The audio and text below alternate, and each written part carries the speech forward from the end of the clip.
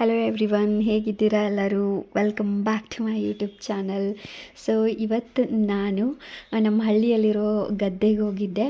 So ಗದ್ದೆಯಲ್ಲಿ ಪೂಜೆ ಮಾಡಬೇಕಾಗಿತ್ತು. ಹಿಂಗಾಗಿ ತುಂಬ ವರ್ಷ ಆ್ಯಕ್ಚುಲಿ ನಾನು ಹುಟ್ಟಿದಾಗಿಂದ್ರೆ ಈ ಒಂದೇನು ಪರ್ಟಿಕ್ಯುಲರ್ ಗದ್ದೆ ಇದೆಯಲ್ಲ, ಇಲ್ಲಿ ಬಂದೇ ಇರಲಿಲ್ಲ.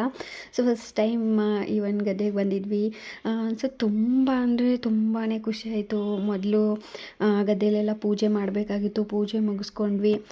ಆಮೇಲೆ ಅನಿಸಿದ್ದೇನು ಗೊತ್ತಾ, ಅಲ್ಲಿ ತೋಟದ ಮನೆ, ಸುತ್ತಮುತ್ತ ಫ್ರೆಶ್ ಆದಂಥ ತರಕಾರಿಗಳು, ಟೊಮೆಟೊ, ಮೆಣಸಿನ್ಕಾಯಿ ಎಲ್ಲನೂ ನೋಡಿ ತುಂಬ ಖುಷಿ ಆಯಿತು. ಹೆಂಗಂದರೆ ಸಿಟೀಲಿ ಪ್ರತಿಯೊಂದಕ್ಕೂ ದುಡ್ಡು ಕೊಡಬೇಕು, ಅದರಲ್ಲೂ ಅದು ಎಷ್ಟೆಲ್ಲ ಟ್ರಾನ್ಸ್ಪೋರ್ಟೇಷನ್ ಥ್ರೂ ಪಾಸಾಗಿ ಬಂದಿರುತ್ತೆ. ಫೆಸ್ಟಿಸೈಡ್ ಆಗಿರ್ಬೋದು, ಏನೇನೆಲ್ಲ ಆಗಿ ಬಂದು ಫೈನಲಿ ನಮ್ಮ ಕೈಗೆ ರೀಚ್ ಆಗುತ್ತೆ. ಬಟ್ ಹಳ್ಳಿಯಲ್ಲಿರೋರೇ ನಿಜವಾಗ್ಲೂ ಅದೃಷ್ಟವಂತರು ಅನಿಸುತ್ತೆ. ಎಲ್ಲ ಫ್ರೆಶ್ ಆಗಿ ಅವ್ರ ತೋಟದಲ್ಲೇ, ಅವ್ರ ಮನೆ ಮುಂದೆನೇ ಎಲ್ಲ ಬೆಳೆದಿರುತ್ತೆ. ಅಲ್ಲೇ ಕಿತ್ಕೊತಾರೆ, ಅಲ್ಲೇ ಅಡುಗೆ ಮಾಡ್ತಾರೆ. ಸೊ ಅವರು ಫ್ರಿಜ್ ಕೂಡ ಬಳಸಲ್ಲ. ಅದೆಲ್ಲ ನೋಡಿ ನಂಗೆ ತುಂಬ ಅಂದರೆ ತುಂಬಾ ಖುಷಿ ಆಯಿತು. ಎಷ್ಟೊಂದು ಫ್ರೆಶ್ ಆಗಿ ಹೆಲ್ದಿ ಆದಂಥ ಊಟ, ಹೆಲ್ದಿ ಆದಂಥ ಗಾಳಿ.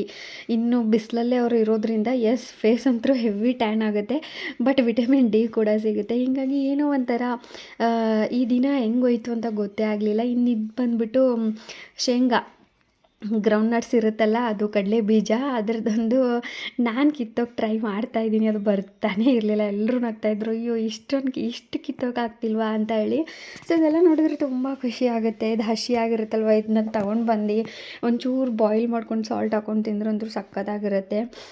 ಸೊ ಕೆಲವೊಮ್ಮೆ ಅನಿಸುತ್ತೆ ಬೆಂಗಳೂರಲ್ಲಿ ಈ ಥರ ಎಲ್ಲ ಲೈಫ್ನ ಮಿಸ್ ಮಾಡ್ತೀನಿ ಅಂತ. ಹಿಂಗಾಗಿ ಯಾವಾಗಲೇ ಒಂದು ವರ್ಷಕ್ಕೊಮ್ಮೆ 2 ಇಯರ್ಸ್ಗೊಮ್ಮೆ ಯಾವಾಗಾದರೂ ಟೈಮ್ ಸಿಕ್ಕರೆ ನಾನು ಈ ಥರ ಒಂದಷ್ಟು ಅಪಾರ್ಚುನಿಟೀಸ್ನ ಮಿಸ್ ಮಾಡ್ಕೊಳ್ಳಲ್ಲ. ಸೊ ಹಿಂಗಾಗಿ ಅಲ್ಲೇ ಸೀಬೆ ಗಿಡನೂ ಇತ್ತು. ಸೊ ಫ್ರೆಶ್ ಆಗಿ ಹಣ್ಣು ಕಿತ್ಕೊಂಡ್ವಿ. ಸೊ ನನ್ನ ದಿನ ಸಖತ್ತಾಗಿತ್ತು. ಪೂರ್ತಿ ವಿಡಿಯೋ ಅಪ್ಲೋಡ್ ಆಗಿದೆ, ಚೆಕ್ ಮಾಡಿ. Thank you.